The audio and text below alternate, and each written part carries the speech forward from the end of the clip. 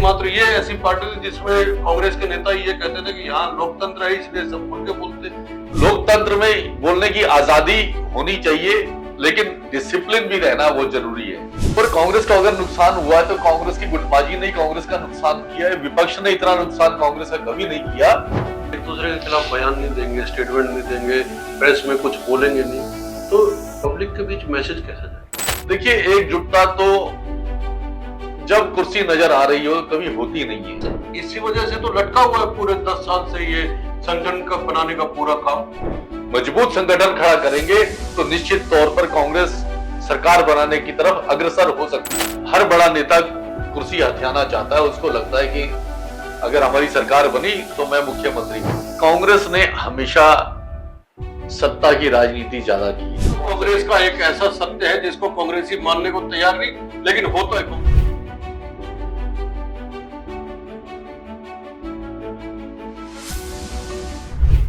नमस्कार, channel 4 news India पर आपका बहुत बहुत स्वागत है। मैं हूं प्रदीप डबास।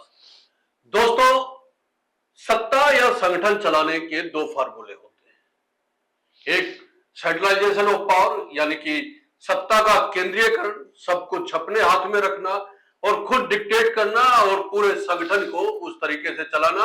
और दूसरा होता है डिसेंट्रलाइजेशन ऑफ पावर, मतलब सत्ता का विकेंद्रीयकरण।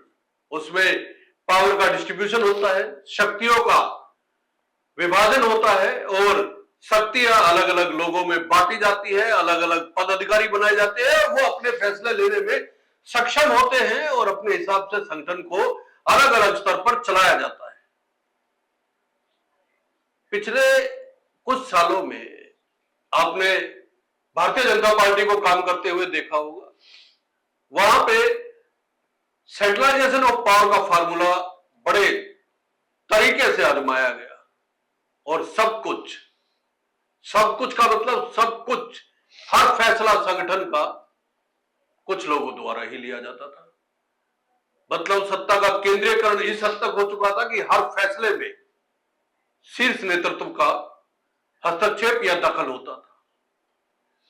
वही कांग्रेस डिसेंट्रलाइजेशन ऑफ पावर के फार्मूले पे चल रही थी और इसका उसको नुकसान भी हुआ। हालांकि ये फार्मूला अपने आप में बेहतरीन है। यहाँ पे हर शख्स को अपनी बात रखने का और अपने विचार रखने का अधिकार होता है और अपने हिसाब से, अपने पद के अनुसार अपने निर्णय लेने का अधिकार होता है। लेकिन अब ऐसा लगने लगा है 2024 के लोकसभा चुनाव का नतीजा आने के बाद कि कांग्रेस ने सेंट्रलाइजेशन ऑफ पावर की तरफ कदम बढ़ाने शुरू कर दिए।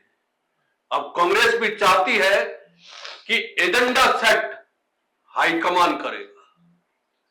अब नेताओं की आपसी गुटबाजी नहीं चलेगी और ये बड़ी सख्ती के साथ कह दिया गया है।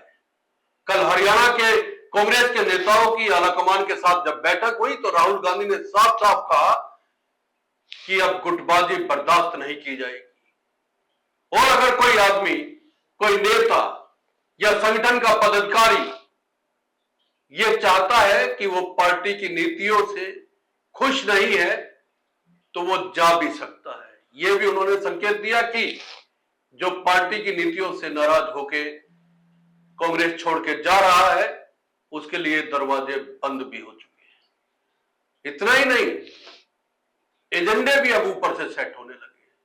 हरियाणा कांग्रेस को बता दिया गया है कि वो किसानों की बात उठाए, वो बेरोजगार युवाओं की बात उठाए, वो अग्निवीर की बात उठाए, सरकार की नाकामियों की बात उठाए। मतलब अब एजेंडे भी हाईकमान तय कर रहा है और गुटबाजी को लेकर बड़े सख्त संदेश राहुल गांधी की ओर से दिए गए हैं और उसका नतीजा यह हुआ है कि बैठक खत्म होने के बाद पूर्व मुख्यमंत्री भूपेंद्र सिंह हुड्डा की ओर से सिर्फ 2 लाइन का बयान दिया गया कि कोई गुटबाजी नहीं है और जो उनके एक और समक्ष खड़ा हुआ गुट दिखाई देता था अब तक, कुमारी सैलजा या रणदीप सुरजेवाला की तरफ से कोई बयान ही नहीं दिया गया। असर तो होना शुरू हुआ है, लेकिन ये सेंट्रलाइजेशन ऑफ पावर, सत्ता का केंद्रीयकरण, सब कुछ अपनी मुट्ठी में ले लेना, क्या ये फार्मूला काम करेगा? क्योंकि भारतीय जनता पार्टी भी इस फार्मूले पे चल रही थी, लेकिन अंदर खाते क्या हुआ वो इस लोकसभा चुनाव में आप सबने देखा है।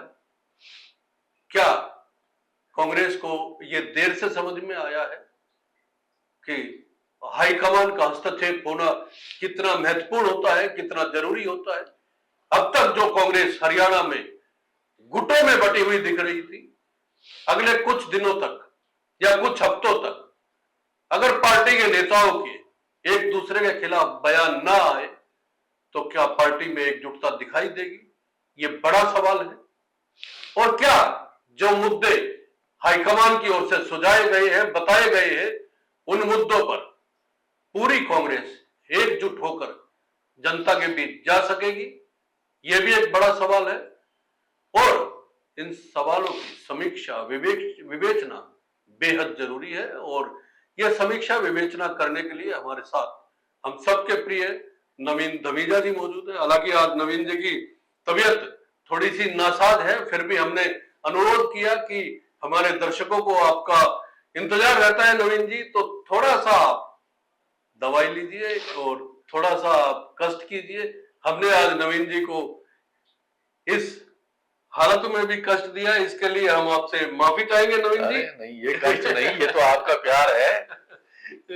प्यार दर्शकों का मिल रहा है, इसलिए हमने आपको बुलाया नवीन जी। देखो, इसमें कोई शक वाली बात नहीं। हमारा कार्यक्रम अगर किसी दिन रह जाता है, नहीं रिकॉर्ड हो पाता, दर्शकों तक नहीं पहुंचता, तो दर्शक इंतजार करते हैं, उनके फोन आते हैं, मैसेज आते हैं कि आज आपका प्रोग्राम नहीं आया जी।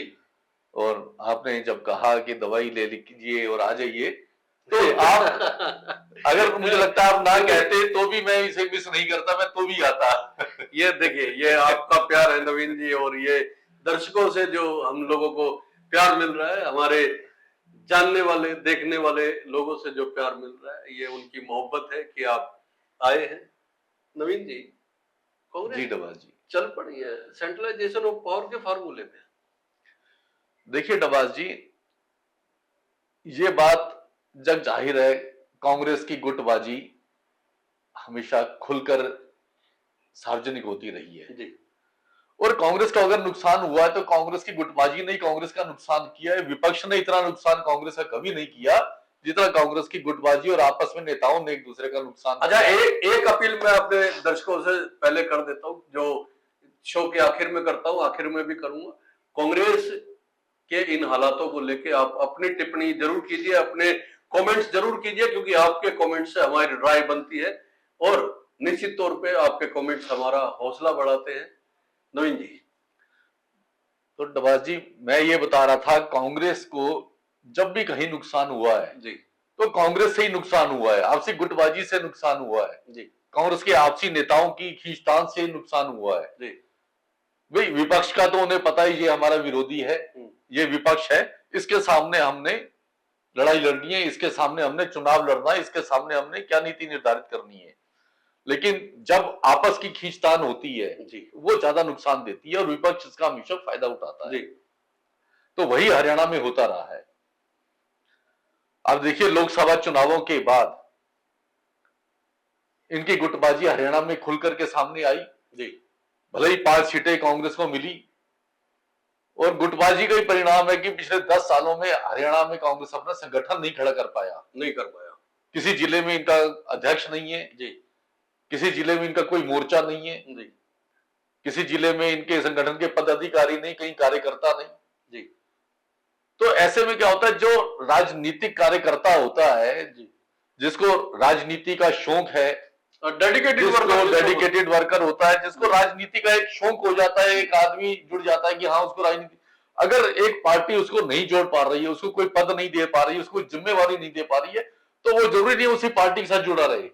अच्छा, फिर वो किसी न किसी पार्टी, किसी न किसी नेता के साथ जुड़ जाता है। अब पार्टी के पास कार्यकर्ता तो है, लेकिन वो कार्यकर्ता नेताओं के कार्यकर्ता है, पार्टी के कार्यकर्ता नहीं है। हर गुट का अलग कार्यकर्ता, हर गुट का अपना अलग कार्यकर्ता हो गया, क्योंकि उसके पास कोई पद नहीं है, उसकी जिम्मेवारी नहीं है, उसकी जवाबदेही पार्टी के प्रति नहीं है। जी। तो इस बात को पार्टी हाईकमान ने महसूस किया, उन्हें इस बात का एहसास हुआ कि पार्टी की गुटबाजी से नुकसान हो रहा है। जी भले ही पार्टी एक बार हाशिए पे चली गई, लेकिन इस लोकसभा चुनाव में कांग्रेस ने भरपाई की सारे देश में, और हरियाणा में 10 में से 5 सीटें कांग्रेस ने हासिल की। 4 महीने बाद हरियाणा में विधानसभा चुनाव है, अक्टूबर में विधानसभा चुनाव है। कांग्रेस उस चुनावों को लेकर के बेहद सक्रिय नजर आ रही है, संजीदा भी है, संजीदा नजर आ रही है जी। कांग्रेस को लग रहा है कि हरियाणा में सरकार बना सकती है और ये मौका नहीं छोड़ना चाहिए जी। इसी को लेकर कल कांग्रेस हाईकमान ने दिल्ली में एक बैठक बुलाई, जिसमें पार्टी के राष्ट्रीय अध्यक्ष मल्लिकार्जुन खड़गे, राहुल गांधी, भूपेंद्र सिंह हुड्डा, कुमारी शैलजा, दीपेंद्र हुड्डा सहित तमाम बड़े नेताओं को शामिल किया गया। उन लोगों से जहां विचार विमर्श किया गया, वहीं मल्लिकार्जुन खड़गे ने, राहुल गांधी ने स्पष्ट कह दिया कि कांग्रेस में गुटबाजी किसी हालत में बर्दाश्त नहीं की जाएगी। कोई भी नेता पार्टी के खिलाफ कोई बयानबाजी देगा तो इस बात को बर्दाश्त नहीं किया जाएगा। अच्छा, पहली बार इतना सख्त संदेश, देखिए ये इन्होंने बड़ा सख्त संदेश दिया है। लोकसभा चुनावों के बाद किरण चौधरी का कांग्रेस छोड़ना, भारतीय जनता पार्टी में जाना निश्चित तौर से कांग्रेस के लिए बड़ा झटका है जी। और इस झटके को भी कांग्रेस ने महसूस किया है जी। कांग्रेस हाईकमान ने महसूस किया है जी। और कांग्रेस हाईकमान ने इस मुद्दे पे भी ये कहा है, जिसे कांग्रेस की नीतियां पसंद नहीं, जिसे नीतियों से परेशानी है, कोई दिक्कत है, वो कांग्रेस छोड़ना चाहता है, हमें कोई दिक्कत नहीं, लेकिन उसे कांग्रेस में वापस नहीं लिया जाएगा जी। इसको लेकर भी कांग्रेस ने सख्त रुख इख्तियार किया है। तो कांग्रेस की शक्ति, कांग्रेस ने जिस तरीके से नेताओं को संदेश दिया कि आपस में एकजुटता बना करके रखो, अगर तुम्हें चुनाव जीतना है, सरकार बनानी है, और उन्होंने यही नहीं, उन्होंने चुनाव के लिए मुद्दे भी उन्हें बताए कि हमें चुनाव में जो भारतीय जनता पार्टी की सरकार की खामियां हैं, जिनसे जनता नाराज है, जिनसे जनता परेशान है, उनको उजागर करना है जनता के बीच में जब हम जाएंगे। स्पेसिफिक कर दिया, बिल्कुल उन्होंने स्पेसिफिक कर दिया, उन्होंने अग्निवीर बता दिया, उन्होंने किसानों का मुद्दा उठाया, खिलाड़ियों का मुद्दा उठाया, अग्निवीर का मुद्दा उठाया, बेरोजगारी का मुद्दा, उन्होंने ऐसे मुद्दे बताए हैं कि जब वो जनता के बीच में जाएं, जी भाई, जब वो ग्रामीण क्षेत्रों में इनके नेता जाएंगे तो किसानों का मुद्दा उठाएंगे। जी, निश्चित तौर से गांव का आदमी कृषि करता है, किसानी से जुड़ा हुआ है, और उनकी नब्ज उन्होंने टटोली है कि कौन से क्षेत्र में कहां से लोग परेशान हैं, किस हद से परेशान है, किस नीति से परेशान है। तो उन्होंने कहा उन नीतियों को उठाना होगा, उन बातों को उठाना होगा, उन मुद्दों को जनता के बीच में उठाना होगा। इससे एक बात और स्पष्ट होती है कि प्रदेश कांग्रेस के नेताओं से ज्यादा तो आलाकमान चिंतित है विधानसभा चुनाव को लेकर। देखिए निश्चित तौर से जिस तरीके से संजीदा है, जिस तरीके से उन्होंने बैठक बुलाई, उन्होंने एकता का संदेश दिया, उन्होंने आपस में एकजुट होने की हिदायत दी, और जिस तरीके से उन्होंने मुद्दे बताए हैं, इसका मतलब कांग्रेस हाईकमान सिर्फ संजीदा नहीं है, उन्होंने बकायदा इस पर होमवर्क किया है, उन्होंने इस पर काम किया है। जी, तो वो इन मुद्दों के ऊपर राजनीति करके मौका छोड़ना नहीं चाहती कांग्रेस। जबकि एक धड़े की ओर से तो देखिए प्रभारी दीपक बावरिया पे लगातार हमले बोले जाते रहे। निश्चित तौर से कांग्रेस के लोकसभा के टिकट बंटवारे के बाद जी कांग्रेस का एक गुट दीपक बावरिया पर हमले बोलता रहा कि उन्होंने टिकट वितरण ठीक नहीं किया जी, और भेदभाव किया नेताओं, उन्होंने कहा नेताओं के साथ भेदभाव किया, क्योंकि कांग्रेस की गुटबाजी के चलते भूपेंद्र सिंह हुड्डा चाह रहे थे उनके चहेते उम्मीदवारों को टिकट मिले जी, कुमारी शैलजा चाह रही थी उनके समर्थकों को टिकट मिले जी, किरण चौधरी की बेटी श्रुति की टिकट कटते ही कुमारी शैलजा ने इस बात का विरोध भी किया जी। तो कांग्रेस की गुटबाजी और दीपक बावरिया पर भी इस तरह के आरोप लगाए गए जी। कांग्रेस हाईकमान इन बातों को लेकर के संजीदा नजर आ रही है। और मुझे लगता है अगर कांग्रेस में एकजुटता दिखाई दी, होगी नहीं होगी अलग बात है, लेकिन दिखने की बात जरूर कहा। देखिए खिलाफ बयान नहीं करेंगे आप। देखिए एकजुटता तो जब कुर्सी नजर आ रही हो कभी होती नहीं है जी, क्योंकि हर बड़ा नेता कुर्सी हथियाना चाहता है। उसको लगता है कि अगर हमारी सरकार बनी तो मैं मुख्यमंत्री बनूं। अच्छा, एक दूसरे के खिलाफ बयान नहीं देंगे, स्टेटमेंट नहीं देंगे, प्रेस में कुछ बोलेंगे नहीं, तो पब्लिक के बीच मैसेज कैसा जाएगा? देखिए अगर ये एक दूसरे के खिलाफ कोई बयान नहीं देते जी, तो निश्चित तौर से जनता के बीच एक पॉजिटिव मैसेज जाएगा कि कांग्रेस की गुटबाजी खत्म हुई है, जी, कांग्रेस एक नजर आ रही है, कांग्रेस मजबूत नजर आएगी इससे। लेकिन इसके साथ साथ कांग्रेस को अपना संगठन भी खड़ा करना होगा, यह भी बहुत महत्वपूर्ण है। सबसे महत्वपूर्ण है ये, सबसे क्योंकि महत्वपूर्ण है कि कांग्रेस ऐसी नेशनल पार्टी है जिसका कई प्रदेशों में संगठन कहीं हरियाणा में तो आप देखिए 10 साल से संगठन नहीं है जी, और भारतीय जनता पार्टी का संगठन सबसे मजबूत नजर आता है। जब वो चुनाव लड़ती है तो उनका संगठन प्रदेश से, जिले से, अलग अलग मोर्चे, महिला मोर्चा, किसान मोर्चा, व्यापारिक मोर्चा, और उन्होंने बूथ स्तर की कमेटियां बनाई हैं जिसे उन्होंने पन्ना प्रमुख का नाम दिया है। जी, कांग्रेस के पास तो कुछ है ही नहीं। कांग्रेस अगर हरियाणा में 5 सीटें ले पाई जी, तो इसलिए कांग्रेस ने वो सीटें हासिल की क्योंकि लोग भारतीय जनता पार्टी की सरकार से नाराज थे, उनकी नीतियों से नाराज थे और उनके पास कांग्रेस के अलावा कोई और ऑप्शन नहीं था, कोई और चारा नहीं था जी, जिसका फायदा कांग्रेस को मिला। लेकिन कांग्रेस को अगर हरियाणा में अपनी सरकार बनानी है, विधानसभा चुनावों में जीतना है, जीत हासिल करनी है, तो इन्हें अपना संगठन भी तैयार करना होगा, संगठन भी खड़ा करना होगा और उसमें भी इन्हें कांग्रेस को आपसी एकजुटता दिखानी होगी, आपसी गुटबाजी खत्म करनी होगी।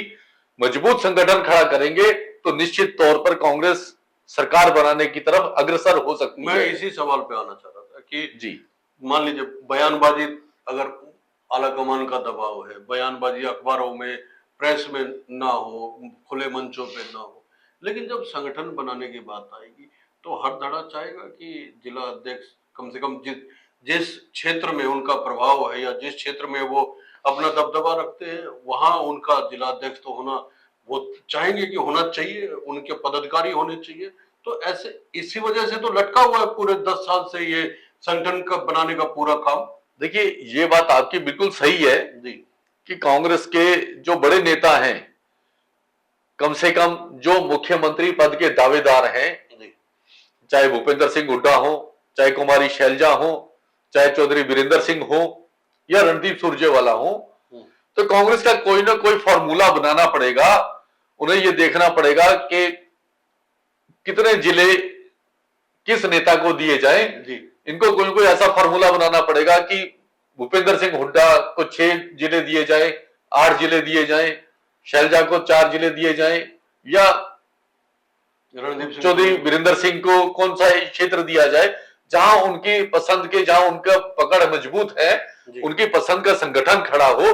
कुछ ना कुछ इन्हें फॉर्मूला तैयार करना पड़ेगा ताकि गुटबाजी भी ना रहे और इनके लोग भी एडजस्ट हो, संगठन मजबूत हो और मजबूती से चुनाव लड़े। जहां जिसका संगठन होगा वहां चुनावों में उसकी जवाबदेही भी होगी। अच्छा नवीन जी, एक महत्वपूर्ण सवाल ये है कि जिस तरह हम बात कर रहे थे, ऐसा लग रहा है कि अब इतनी सख्ती के मूड में कांग्रेस की आलाकमान आ चुकी है कि वो किसी भी सूरत में ये बर्दाश्त नहीं करना चाहती है कि पार्टी के नेता एक दूसरे के खिलाफ खुल के बोले, या जिसको पार्टी की नीतियों में भरोसा नहीं है वो छोड़ के जा सकता है, ये खुला जो है वो प्रस्ताव रख दिया गया है। ये इतनी सख्ती तो कांग्रेस में कभी देखने को मिली नहीं थी, कभी हमने देखा भी नहीं था। यहाँ एकमात्र ये ऐसी पार्टी थी जिसमें कांग्रेस के नेता ये कहते थे कि यहाँ लोकतंत्र है इसलिए सब खुल के बोलते। जब इतनी सख्ती होगी तो सफोकेशन भी होगी निश्चित तौर पर। देखिए कांग्रेस में, किसी भी पार्टी में डिसिप्लिन बड़ा मायने रखता है। जी, निश्चित तौर से देखिए बोलने की आजादी होनी चाहिए, लेकिन बोलने की आजादी का मतलब ये नहीं कि सार्वजनिक स्थल पर जाकर के एक दूसरे के खिलाफ बोला जाए, मीडिया में जाकर बयान दिए जाए खुलेआम और पार्टी को तार तार किया जाए। इससे पार्टी का नुकसान होता है। मुझे अब हम जब एक बार कांग्रेस के गुटबाजी को लेकर जब डिस्कशन कर रहे थे, मुझे वो वाक्य आपका एक स्टेटमेंट बड़ा आपने वन लाइनर बोला था, जब कुमारी शैलजा ने उम्मीदवारों के और इसको लेके एक बयान दिया था, तो प्रदेश अध्यक्ष ने ये कहा था कि उनको मीडिया में ये बात नहीं कहनी चाहिए थी। और फिर उसके बाद आपका जो वन लाइनर था वो मुझे आज भी याद है, आपने ये कहा था कि खुद उदय भान जी ने कहा ये स्टेटमेंट, उन्होंने खुद जो सार्वजनिक तौर से ये बात कही तो बाज तो आने नहीं है। देखिए, इन्हें अगर ये बाज नहीं आएंगे तो निश्चित तौर से कांग्रेस का नुकसान होना तय है। तो कहीं ना कहीं इनको एक लाइन खींचनी पड़ेगी, इनको ये तय करना पड़ेगा कि जनता के सामने सार्वजनिक स्तर पर मीडिया में इनको पार्टी के खिलाफ कुछ ना बोलें। बैठक में अगर इनको कुछ कहना है तो आपसी बैठक में बात करें, एक दूसरे का विरोध आपसी बैठकों में करें, पार्टी हाईकमान के पास जाकर के इसकी शिकायत करें। तो देखो, लोकतंत्र में बोलने की आजादी होनी चाहिए, लेकिन डिसिप्लिन भी रहना वो जरूरी है। अगर डिसिप्लिन नहीं होगा इनका आपस में तो पार्टी में निश्चित तौर पर इसका नुकसान होगा। तो ये जो आला कमान की शक्ति है, इसका असर दिखाई देगा विधानसभा तक? देखिए, आला कमान की शक्ति यहां पर जायज नजर आ रही है, सही नजर आ रही है। अगर आला कमान आज ये सख्त रुख अख्तियार नहीं करती तो कांग्रेस को जिस तरीके से पहले नुकसान होता आया है, इस बार फिर वो नुकसान होगा। अच्छा, उम्मीद भी तो दिखाई दे रही है, 47% वोट शेयर लोकसभा चुनाव में। देखिए, 47% वोट हरियाणा में उनको मिले हैं, उनको उम्मीद नजर आ रही है। जनता की नब्ज उन्होंने टटोली है जी। जनता भारतीय जनता पार्टी की सरकार से खफा नजर आ रही है। इनके पास मुद्दे हैं, किसान का मुद्दा सबसे बड़ा मुद्दा है, अग्निवीर का मुद्दा, बेरोजगारी का मुद्दा, भ्रष्टाचार का मुद्दा, महंगाई का मुद्दा। तो ये तमाम मुद्दे कांग्रेस के पास इस वक्त हैं। तो कांग्रेस उतर जैसे आम आदमी पिछले 10 साल में, जब से बीजेपी 2014 से हरियाणा में सरकार संभाल रही है, 2024 हो गया, तब से हमने कांग्रेस के नेताओं को सड़कों पे तो देखा ही नहीं। अब ये मुद्दे हैं और वक्त है 2-3 महीने का, कांग्रेस के नेता दिखाई देंगे सड़कों पे? आपको लगता है ये कांग्रेस के नेता ड्राइंग रूम की राजनीति ज्यादा करते हैं ना जी? देखिए, कांग्रेस ने हमेशा सत्ता की राजनीति ज्यादा की है जी। उन्हें सत्ता भोगने की आदत ज्यादा है जी। वो ड्राइंग रूम में बैठ संघर्ष, वो डिजाइन तैयार करते हैं, संघर्ष कम करते हैं जी। और संघर्ष करने के लिए कार्यकर्ताओं की जरूरत होती है, वरना तो मुद्दे देखो ना आप, मुद्दे कितने, मुद्दे कम नहीं है, ये बहुत है। हरियाणा की आबादी पूरे देश की आबादी का 2% भी नहीं है और 10% सैनिक हरियाणा से जाते हैं। खिलाड़ी जितने ओलंपिक खिलाड़ी लीजिए, गोल्ड मेडल, अगर कोई मेडल आते हैं तो हरियाणा के सबसे ज्यादा आते हैं। मैं वही कह रहा हूँ, आप किसानों का मुद्दा देख लीजिए। नहीं, आप खिलाड़ियों की बात कर रहे हैं, बेटियों को जो ओलंपिक जीत करके आई उन्हें दिल्ली में धरने पर बैठना पड़ा, लंबा धरना उन लोगों ने दिया, उनकी कहीं सुनवाई नहीं हुई। ये कितना बड़ा मुद्दा रहा, ये बेटियों का भी मुद्दा है और खिलाड़ियों का भी मुद्दा है। तो मुद्दे तो बहुत हैं, लेकिन सवाल वही है, नेता तो बुना पाए, कितना बुना पाएंगे, कितना इसको लेकर के जनता के बीच में जा पाएंगे, कितना संघर्ष कर पाएंगे। क्योंकि पार्टी हाईकमान ने कहा है, जब तक विधानसभा चुनाव नहीं होते इन मुद्दों को आप गरमाए रखो, इन मुद्दों को जनता के बीच में उठाते रहो जी। चुनाव की डेट आने का इंतजार ना करें, लगातार जनता के बीच जाए और इन मुद्दों को उठाते रहें। और वाकई अगर ये इन मुद्दों को उठाते रहेंगे तो कांग्रेस को इसका लाभ मिलेगा, इसका फायदा मिलेगा। जनता कांग्रेस के साथ जुड़ने को तैयार है, कांग्रेस की तरफ जाने को तैयार है, लेकिन इनको आपसी गुटबाजी खत्म करनी होगी। इन्हें बताना होगा कि हम जनता के हितों की लड़ाई लड़ रहे हैं और हितों की लड़ाई लड़ने के लिए कांग्रेस को जमीन पर उतरना होगा। इन्हें धरने, प्रदर्शन, जनता के साथ जाकर दिखाना होगा कि हम आपकी आवाज उठा रहे हैं, तभी बात बनेगी, तभी बात बनेगी। वरना अगर ये ड्राइंग रूम में बैठ करके सिर्फ बयानबाजी करते रहेंगे तो उससे कोई फायदा होने वाला वरना नहीं तो है। इनका मुकाबला फिर इनका नुकसान होगा। भारतीय जनता पार्टी के साथ है, जो 24 घंटे जो है चुनावी मोड पर रहती है। चुनावी मोड में रहती है। बिल्कुल। ये सेंट्रलाइजेशन ऑफ पावर जो हमने शुरू में कहा, कांग्रेस अब अपनाने लगी है, देखिए कैसे देखा जाए? देखिए मुझे लगता है सेंट्रलाइजेशन ये मोदी जी से सीखा है क्या? देखिए मुझे लगता है ये सेंट्रलाइजेशन ऑफ पावर उन्हें मजबूरी में करनी पड़ रही है, जब उन्होंने देखा कि पार्टी के नेता आपस में इतना झगड़ रहे हैं जनता के बीच।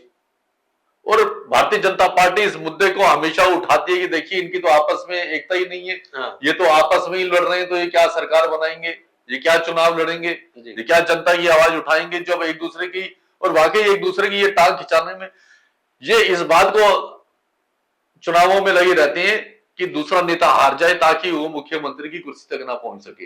ये तो पुराना नेता हार जाए, ये वो मुख्यमंत्री की कुर्सी पर ना। ये तो कांग्रेस का एक ऐसा सत्य है जिसको कांग्रेसी मानने को तैयार नहीं, लेकिन होता है कांग्रेस। वो माने या ना माने इस बात को जनता जानती है। हाँ, कांग्रेस में होता ही है। तो जब तक कांग्रेस की ये गुटबाजी खत्म नहीं होगी, एक दूसरे को हराने की गुटबाजी नहीं खत्म होगी इनकी, ये कांग्रेस को जीतने के लिए फॉर्मूला अपनाना होगा कि हमें ज्यादा से ज्यादा सीटें लानी है। ये बाद में कांग्रेस हाईकमान तय करेगा कि कौन मुख्यमंत्री होगा, कौन कहां बैठेगा। बिल्कुल दोस्तों, कांग्रेस आलाकमान अब शक्ति के मूड में आ चुका है। कांग्रेस आलाकमान जो परफॉर्मेंस लोकसभा चुनाव में हरियाणा कांग्रेस ने दी है, आलाकमान चाहता है वो विधानसभा चुनाव तक बरकरार रहे और जो विधानसभा चुनाव में नेताओं की गुटबाजी है वो पब्लिक तक ना पहुंचे, क्योंकि लोकसभा चुनाव के नतीजे आते ही जिस तरह से बयान आने शुरू हुए थे कांग्रेस के नेताओं के, वो पार्टी के लिए घातक सिद्ध हो सकते थे। इसीलिए सत्ता के केंद्रीयकरण पर कांग्रेस ने ध्यान दिया है, संगठन के केंद्रीयकरण पर कांग्रेस ने ध्यान दिया है।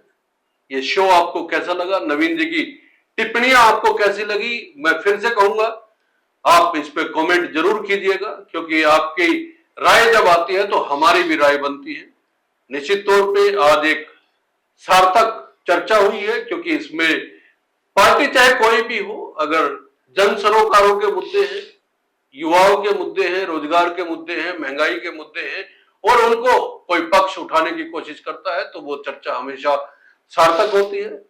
नवीन जी की तबीयत ठीक रहे, ये हम ईश्वर से दुआ करते हैं, क्योंकि हम सबके प्रिय हैं नवीन जी, और खराब तबीयत में भी हमारे लिए वक्त निकाला, इसके लिए आपका बहुत बहुत धन्यवाद नवीन जी। धन्यवाद बाजी।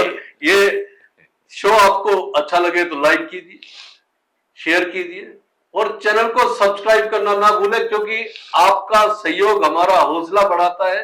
दोस्तों, शो देखने के बाद एक बटन दबा दिया करो बस सब्सक्रिप्शन का, और एक बटन दबा दिया करो जो है घंटी वाला, जो आपके साथ बना होता है। लाइक तो आप कर ही देंगे जब सब्सक्राइब करेंगे। तो बहुत बहुत धन्यवाद। नमस्कार। नमस्कार।